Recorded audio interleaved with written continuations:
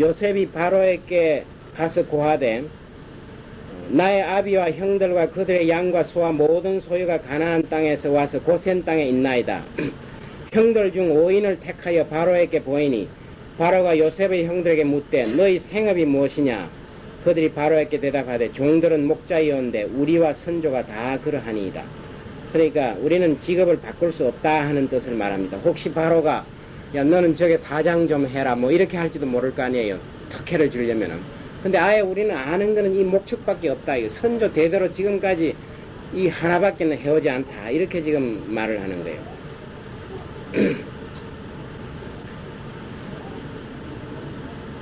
바로 그들이 바로에게 고하되 가나안 땅에 기근이 심하여 종들의 때를 칠 곳이 없기로 종들이 이곳에 우거하러 왔사오니 청컨대 종들로 고센 땅에 거하게 하소서.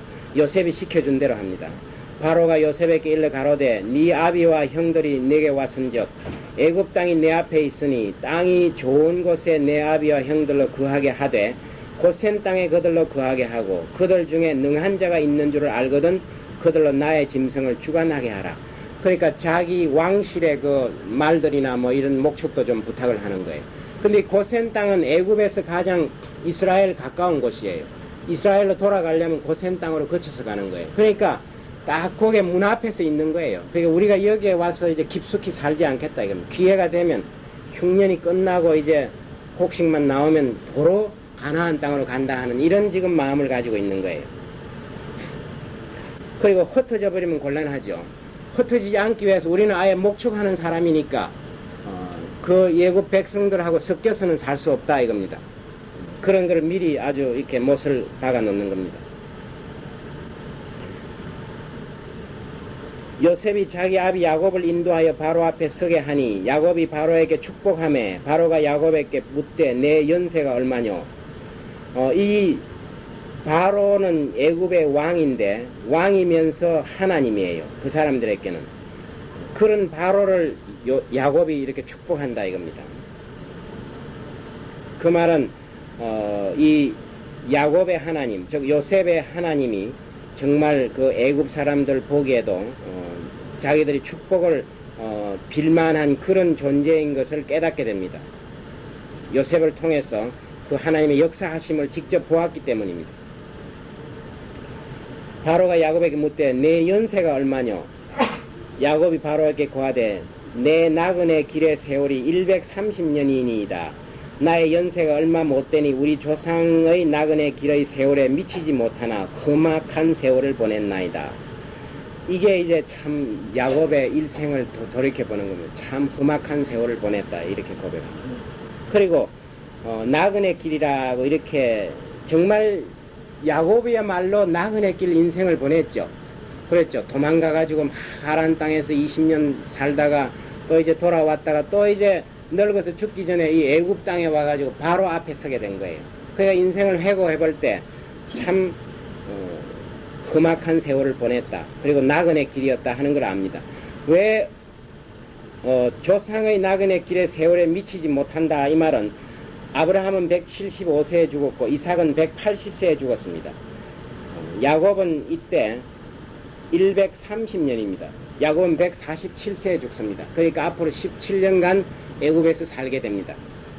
그러니까 할아버지나 아버지에 비하면 아직도 이 나이는 얼마 되지 않는다 하는 이런 뜻으로만. 그렇지만은 내가 그 인생의 역정을 볼 때는 참 험악했습니다. 이렇게 고백하는 거예요. 이삭은 어땠습니까? 이삭은 그 하나님에게 순종하는 그런 삶을 살았어요. 너무 이렇게 뭐 욕심도 많지 않고 그저 이렇게 아버지가 번제 드리러 가자 이러면 나무 메고 가다가 그 아버지가 이렇게 묶어가지고 칼을 대더라도 그대로 가만히 순종하는 그런 형이에요. 한 번도 가나안을 떠나지 않았습니다. 그런 이삭은 180세를 살았어요. 그에 비하면 자기는 130밖에 안 되지만은 참 험악하게 세월을 보냈다 이렇게 고백을 합니다. 사실 우리가 이 세상에 사는 것은 나그네요 험악한 생을 사는 거예요. 그렇죠. 우린 전부 사형 선고를 받은 사람들이에요. 집행 날짜만 모를 뿐이지 죽은 사람들이에요. 언젠가는 다 이 세상을 떠나게 되는 거예요. 그런데 막 영원히 살 것처럼 막 기둥을 막 세면들 가지고 해가지고 큰 집을 짓고, 그래가지고 짓고 나면 이제 그날 저녁에 죽는 거예요. 그걸 모르고 너무 거기에 막 악을 쓰고 하기 때문에 세상이 이렇게 험악하게 되는 거예요, 사는 게.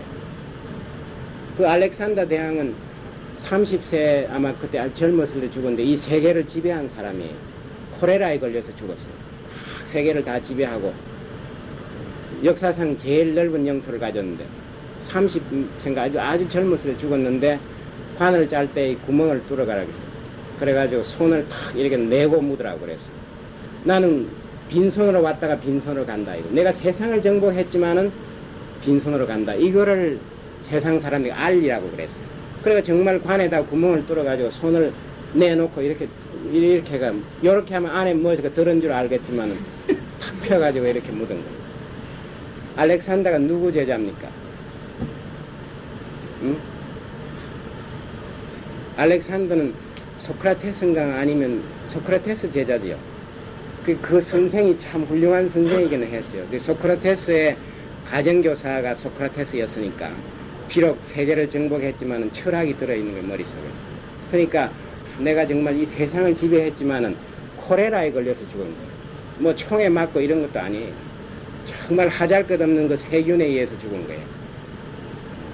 그런 걸 통해서 우리가 인생을 배울 수가 있습니다. 야곱의 이 인생을 회상하는 게 바로 우리 자신들이에요. 우리가 뭐 건사하고 이렇게 속이고 뭐 하지만은 사실 사형수들이 어떻게 하는 줄 압니까? 이렇게 지금 사형수가 기다리면은 나오느라 이러면 막 간이 털썩 하는 거예요. 아, 이제 오늘이구나 이렇게 생각하는 거예요.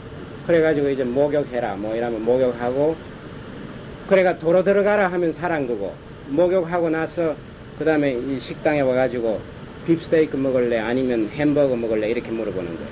그러면 뭐 빕스테이크 먹는다고. 그러면 먹고 나서 커피 마실래, 그 다음에 뭐 홍차 마실래, 그럼 홍차 마신다고. 그 다음에 럭키 스트라이크 피울래, 필립 모리스 피울래, 필립 모리스. 선택이 그거밖에 없어요. 그 다음에는 죽이는 거예요. 참 비참하죠. 우리도 똑같은 거예요. 우리도 피할 길이 없습니다. 이 사형 선고를 면할 길이 없습니다. 예수님 믿고 이제 영생 죽음으로써 다시 살아나는 방법, 그 방법을 하나님이 주셨기 때문에 이걸 너무 이렇게 잘못 생각하다가 보면은 우리가 이 세상을 잘못 살 가능성이 많습니다. 이걸 우리가 다 인정을 하고 죽을 준비를 전부 하는 게 좋습니다. 야곱이 바로에게 축복하고 그 앞에서 나오니라. 요셉이 바로의 명대로 그 아비와 형들에게 거할 곳을 주되 애굽의 좋은 땅 람세스를 그들에게 주어 기업을 삼게 하고, 이 람세스는 원래 이 람세스 왕조가 람세스인데 아마 그 지명도 그 람세스라고도 불렀던 것 같아요. 그 아비와 형들과 아비의 온 집에 그 식구를 따라 식물을 주어 공개하였더라. 기근이 더욱 심하여 사방에 식물이 없고 애굽 땅과 가나안 땅에 기근으로 쇠약하니 요셉이 곡식을 팔아 애굽 땅과 가나안 땅에 있는 돈을 몰수히 거두고 그 돈을 바로의 궁으로 가져오니, 이제 점점 기근이 심하니까 이 행정을 좀 더 이제 엄격하게 합니다. 그 전부 다 이제 돈을 거두어 가지고 바로에게 갖다 줍니다. 그러니까 이 12형제들은 빽이 참 든든합니다. 이 세상이 다 굶어 죽어도 요셉이 국무총리가 자기 동생이니까 얼마나 든든하겠어요. 우리도 바로 그런 사람들이에요. 예수님이 우리 빽이면은 세상이 든든한 거예요. 뭐 굶어 죽건만 나는 절대로 안 죽는다고 안심하게 살아야 하는 거예요. 요셉이 가로되 너희의 짐승을 내라. 돈이 지나였으니 내가 너희의 짐승과 바꿔주리라. 그러니까 이제 돈을 다 살 돈이 없으니까 이제 짐승하고 곡식하고 나눠줍니다. 그 다음에는 이제 짐승을 다 바꿔준 다음에는 이제 뭘 하느냐 하면은, 몸과 전지밖에 없다. 이 논하고 밭하고 내 몸밖에 없다 이거예요. 그러면 이제 나눠주고 밭을 또 다 사드립니다. 그러니까 이 요셉의 이 행정 수단이 너무나 아주 뛰어나가지고 모든 사람들이 꼼짝 못하게 되는 거예요. 다 이제 돈 떨어지고, 그 다음에 이제 짐승 다 주고, 이제는 밭 주고, 나중에는 자기밖에 없는 거예요. 그러니까 모든 국민이 완전히 바로의 노예가 되는 거예요. 이거는 우리가 다시 말하면은 모든 세상을 지배하는 게 됩니다. 이제 꼼짝 못하게 되는 거예요. 그 20절에 보시면은 요셉이 애굽 전지를 다 사서 바로에게 드리니 애굽 사람이 기근에 몰려서 각기 전지를 팔미라. 땅이 바로의 소유가 되니라. 그리고 이제 24절에 보시면 추수의 5분의 1을 바로에게 상납하고 4분은 너희가 취하여 전지의 종자도 삼고 너희의 양식도 삼고 너희 집 사람과 어린아이의 양식도 삼으라. 그러니까 다시 이제 어떻게 하느냐면은 10불일 종자를 이제 나누어 주면서 앞으로 추수하면은 5분의 1을 바로에게 상납하라. 이런 조건으로 이제 종자를 나누어 줍니다. 그들이 가로되 주께서 우리를 살려서 싸우니 우리가 주께 은혜를 입고 바로의 종이 되겠나이다. 그래서 이제 충성을 하겠다고 맹세합니다. 우리가 살은 거는 그 요셉을 통한 그 바로의 은혜다 이렇게 생각합니다. 그러니까 우리도 물론 이 대상은 다르지만은 우리가 삶은 예수님을 통한 하나님의 사랑이랑 예수님의 은혜를 입었다 이렇게 우리가 고백을 할 수가 있습니다. 온 세상이 다 죽었는데 다시 살리는 내 손을 그 다음에 이제 29절을 보겠습니다. 이스라엘의 죽을 기한이 가까우며 그가 그 아들 요셉을 불러 그에게 이르되 이제 내가 내게 은혜를 입었거든 청하노니 내 손을 내 환도뼈 아래 넣어서 나를 인애와 성심으로 대접하여 애굽에 장사하지 않기를 맹세하고 마지막 부탁이 뭐냐 하면은 애굽에 장사하지 말라 이거예요. 이 야곱은 죽으면서 혹시 이 아이들이 자기의 자녀들이 여기에서 좋은 데서만 살다가 가나안 땅을 잊어버리고 여호와 하나님을 모른다고 하면 어떻게 될까? 이게 제일 걱정이에요. 우리가 죽을 때 그게 중요합니다. 이 재산들을 내가 막 나누어 줘야 되겠다 이런 생각 하시지 말고 얘들아 너희들 예수님 잘 믿어라.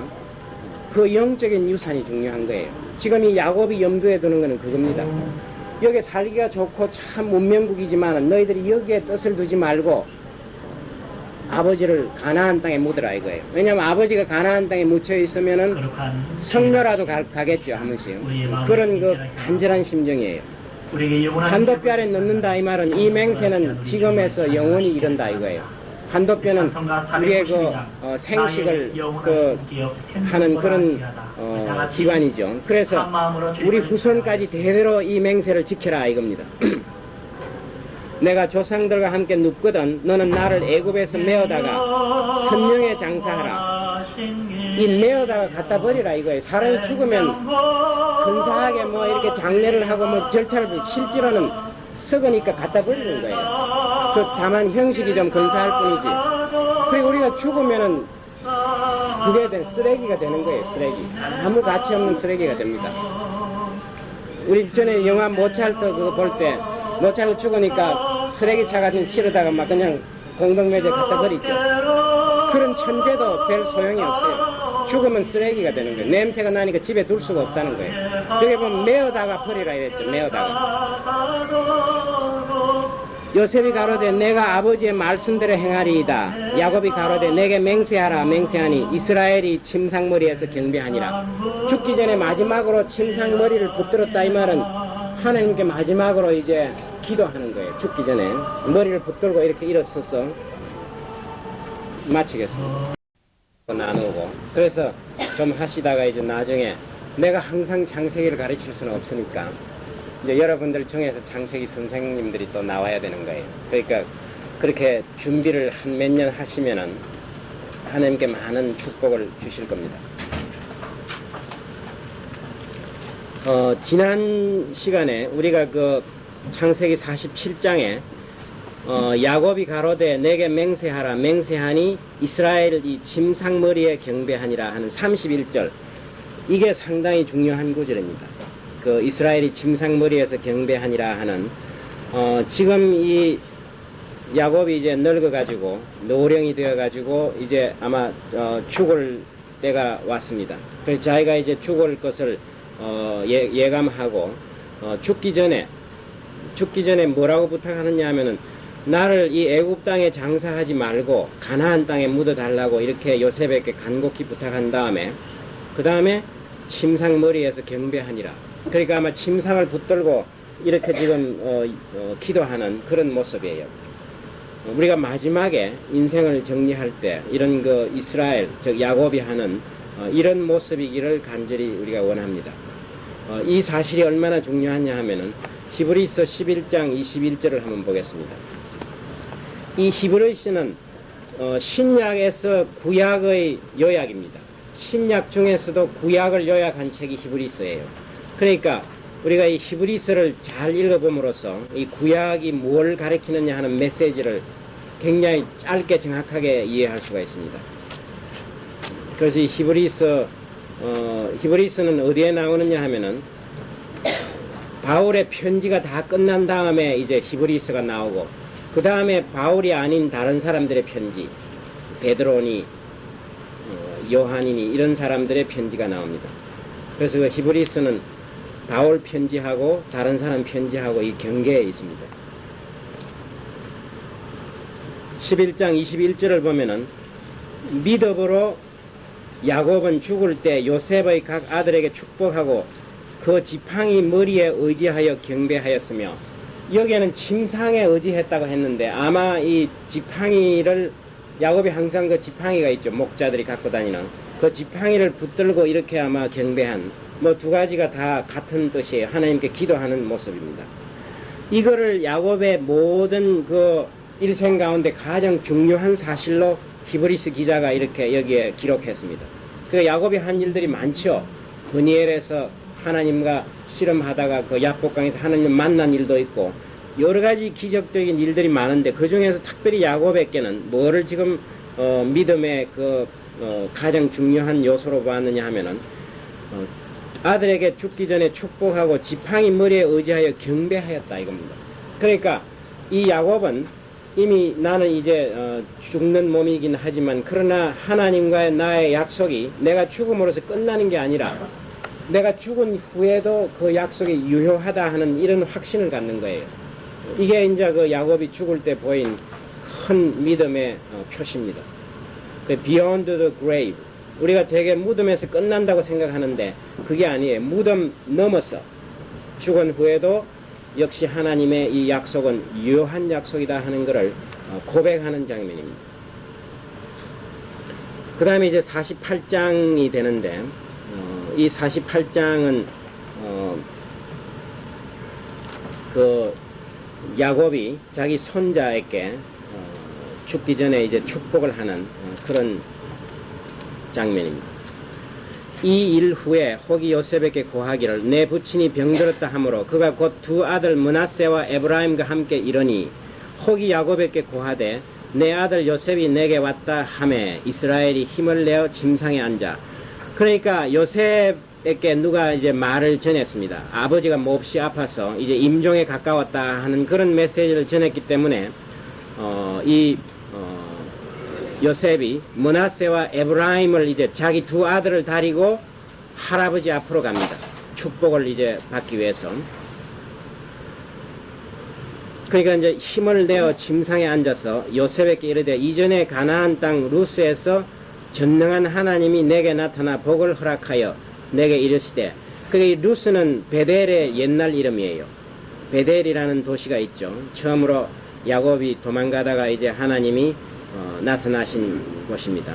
루스에서 전능한 하나님이 내게 나타나 복을 허락하여 내게 이르시되, 여기에서 하나님이 야곱에게 루스에서 즉 베델에서 축복하신 내용입니다. 내가 너로 생육하게 하며 번성하게 하여 내게서 많은 백성이 나게 하고 내가 이 땅을 내 후손에게 주어 영원한 기업이 되게 하리라 하셨네.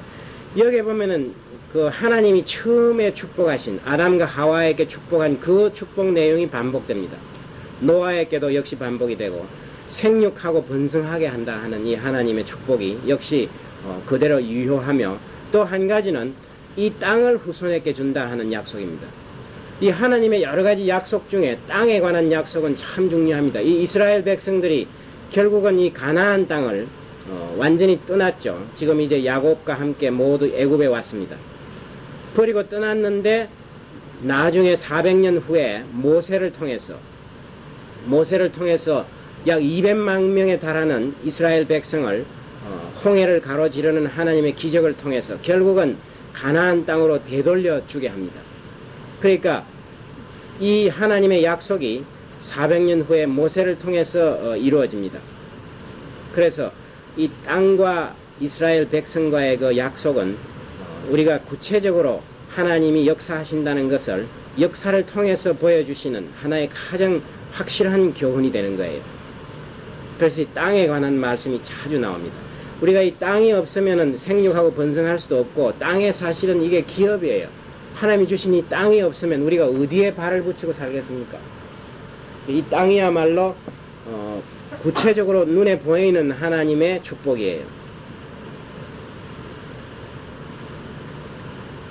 내가 애굽으로 와서 내게 이르기 전에 애굽에서 내게 낳은 두 아들 에브라임과 므낫세는 내 것이라.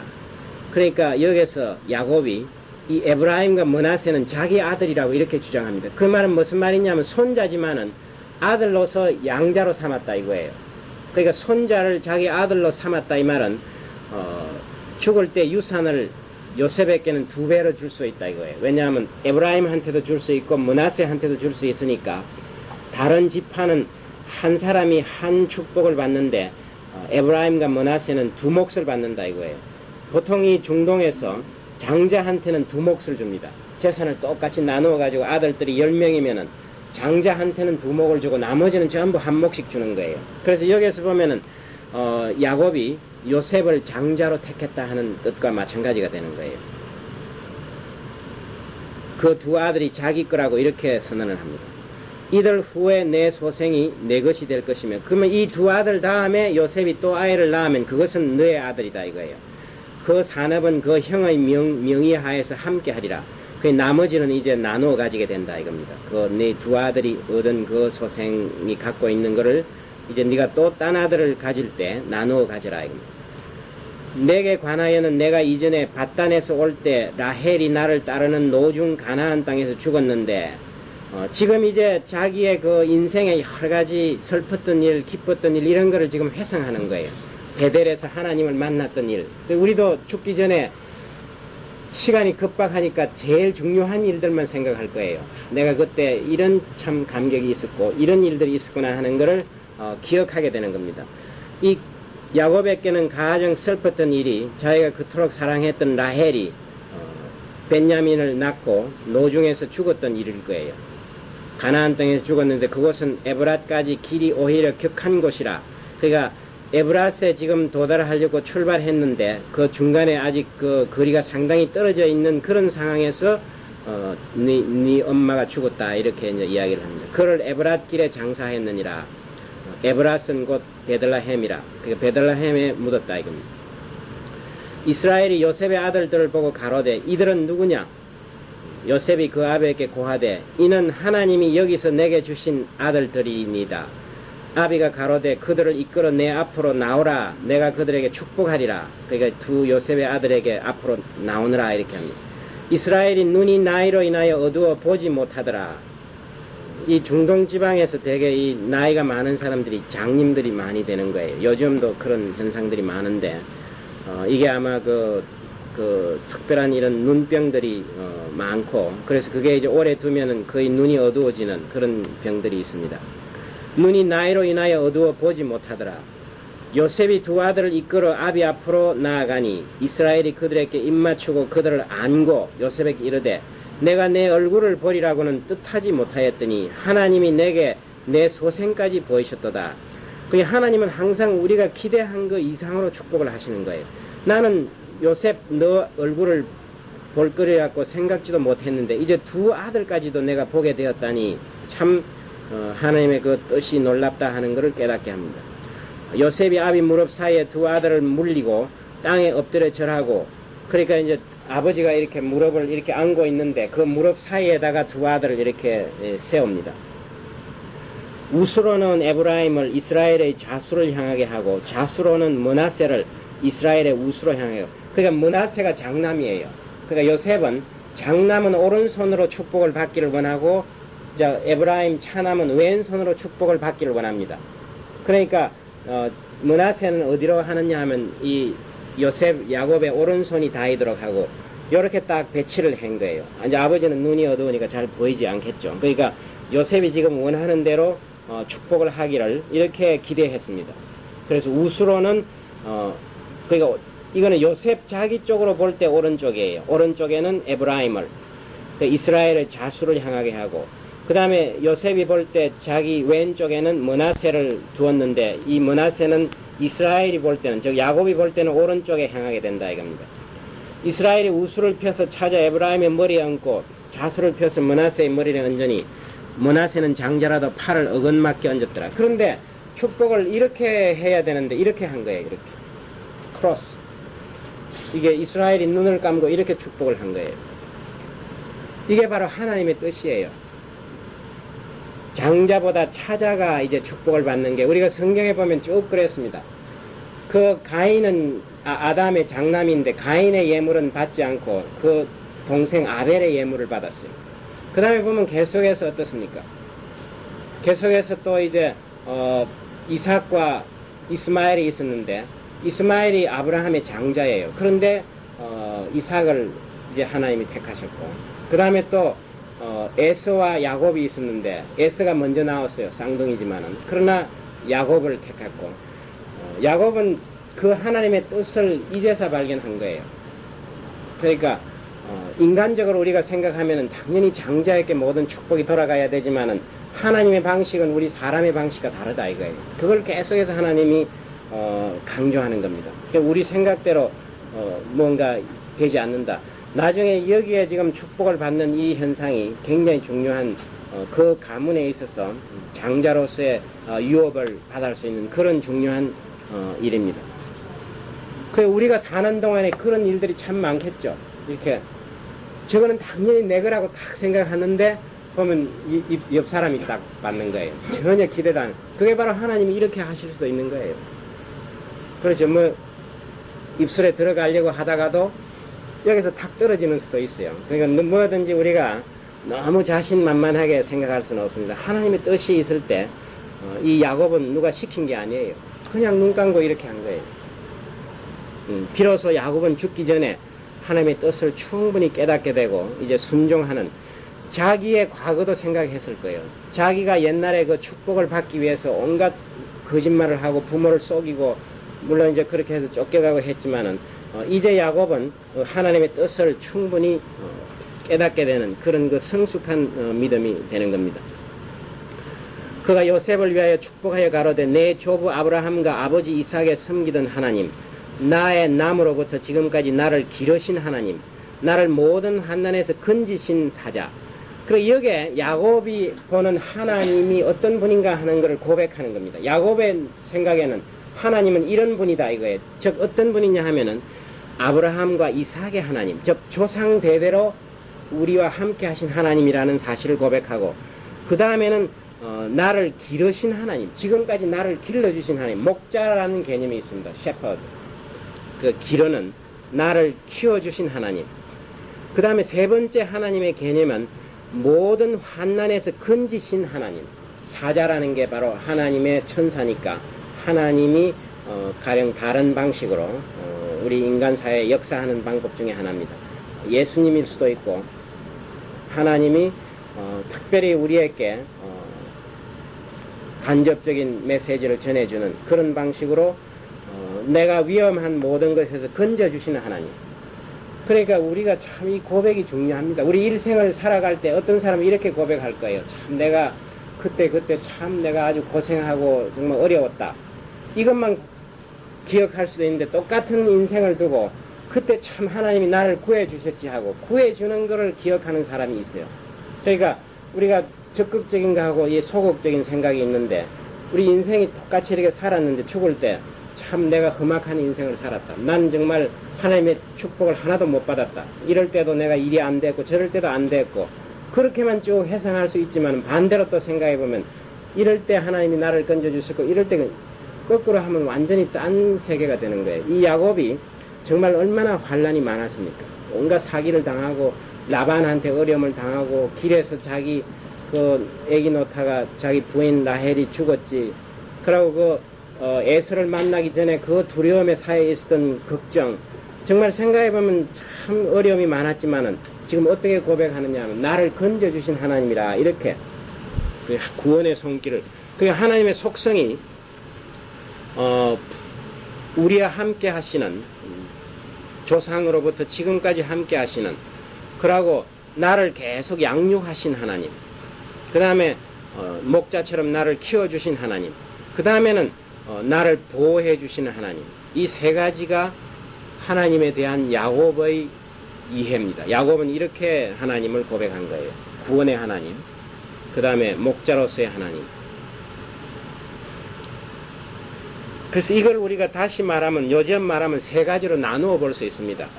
아브라함의 하나님, 이삭의 하나님, 야곱의 하나님. 이거는 God the Father, 아버지로서의 하나님이에요. 우리가 성부, 성자, 성신, 성령 세 개로 나누죠.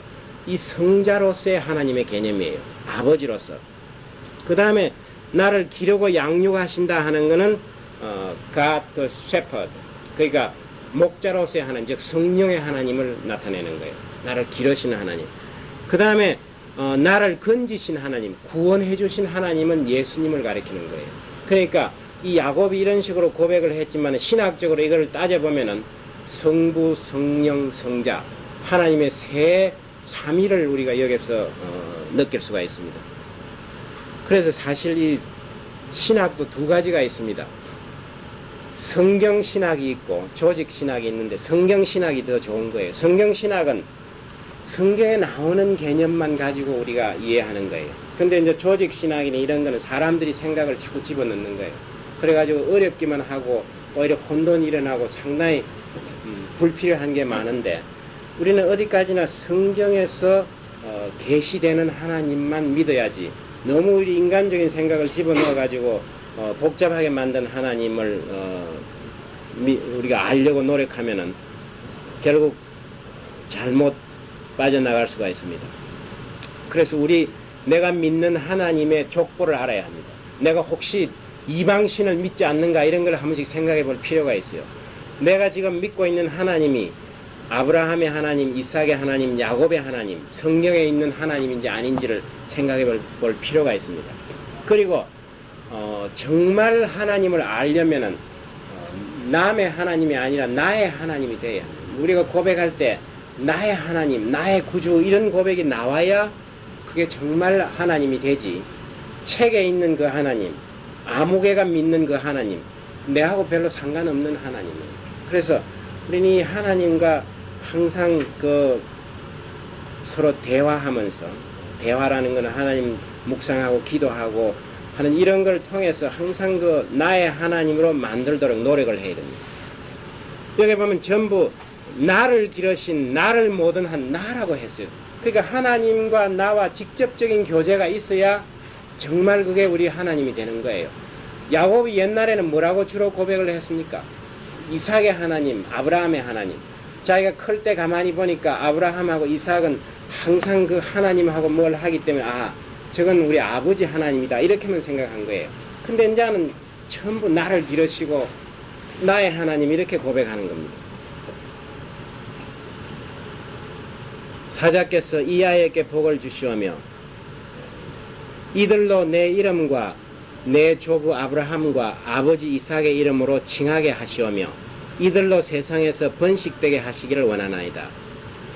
요셉이 그 아비가 우수를 에브라임의 머리에 얹은 것을 보고 기뻐 아니하여 아비의 손을 들어 에브라임의 머리에서 므낫세의 머리로 옮기고자 하여 그 아비에게 이르되 아버지여 그리 마옵소서, 이는 장자니 우수를 그 머리에 얹었소서. 그러니까 혹시 요셉이 야곱이 이제 나이가 늙고 많아가지고 잘 모르고 이렇게 한 줄 알고 손을 뒤집어 놓으려고 이렇게 하는 거예요. 이렇게 도로 펴려고. 그렇게 하니까 아비가 허락지 아니하여 가로되 나도 안다, 내 아들아 나도 안다. 그도 한 족속이 되며 그도 크게 되려니와 그 아우가 그보다 큰 자가 되고 그 자손이 여러 민족을 이루리라 하고 그날에 그들에게 축복하여 가로되 이스라엘 족속이 너로 축복하기를 하나님이 너로 에브라임 같고 므낫세 같게 하시리니. 그러니까 결국 에브라임과 므낫세에 내린 축복은 결국 요셉에게 준 축복이에요. 두 몫을 주었다 이겁니다. 이스라엘이 요셉에게 또 이르되 나는 죽으나 하나님이 너희와 함께 계시사 너희를 인도하여 너희 조상의 땅으로 돌아가게 하시리니와 내가 내게 내 형제보다 일부분을 더 주었나니 이는 내가 내 칼과 활로 아모리 족속의 손에서 빼앗은 것이라. 이건 사실 그 요셉 야곱 때 일어난 그런 일들은 아니에요. 그 뒤에 아마 이 역사에 보면은 나중에 그 우리가 이 성경에 보면은 좀 때가 안 맞는 이런 사건들이 종종 나옵니다. 왜냐하면 이 성경을 기록할 때 이런 일들이 있은 것보다 훨씬 뒤에 기록한 거예요. 그러니까 모세가 이걸 기록할 때 역사나 이런 책에서 뒤에 어떤 큰 사건들이 있으면 그걸 미리 편집할 때 이렇게 집어넣을 수가 있습니다.